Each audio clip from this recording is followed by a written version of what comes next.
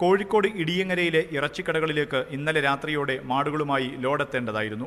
കേന്ദ്ര സർക്കാർ പുതിയ നിയമം കൊണ്ടുവന്നതോടെ തമിഴ്നാട്ടിൽ നിന്ന് കാലികളുമായി വാഹനം വന്നില്ല. വ്യാപാരികളുടെ കൈവശമുണ്ടായിരുന്ന ചുരുക്കം കാലികളെ മാത്രമേ ഇന്ന് ഇറച്ചിയാക്കി വിൽപ്പന നടത്താനായുള്ളൂ. 10 മണിയോടെ ഇടിയങ്ങരയിൽ പല കടകളിലും ഇറച്ചി തീർന്നു. ബീഫ് കിട്ടാതെ ഇഷ്ടംപോലെ ആൾക്കാർ മടങ്ങി പോകുന്നുണ്ട്. അതുകൊണ്ട് തന്നെ ഇവിടെ ചിക്കനും മറ്റുള്ളതിനൊക്കെ നല്ല വില കൂടിയിട്ടുമുണ്ട്. കാരണം ഇത് സാധാരണക്കാരന് എല്ലാവരും ആട് വാങ്ങിയിട്ട് ജീവിക്കാൻ പറ്റില്ല.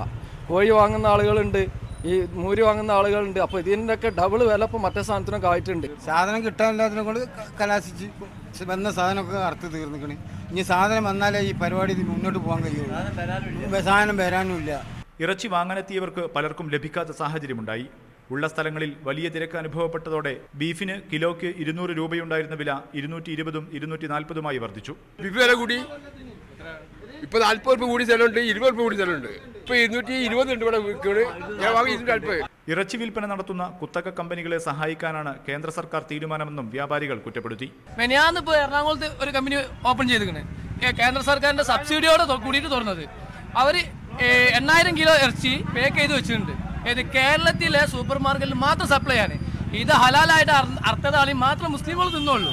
നാട്ടിൽ നിന്ന് വിരലിലെണ്ണാവുന്ന കാലികളെ മാത്രമേ ഇറച്ചിക്കായി വ്യാപാരികൾക്ക് ലഭിക്കുകയുള്ളൂ. കാലികൾക്കായി വിവിധ സംസ്ഥാനങ്ങളിലേക്ക് ഏജന്റുമാർ പോയിട്ടുണ്ടെങ്കിലും ലോഡ് പുറപ്പെടാൻ കഴിയുന്നില്ലെന്ന് വ്യാപാരികൾ പറയുന്നു.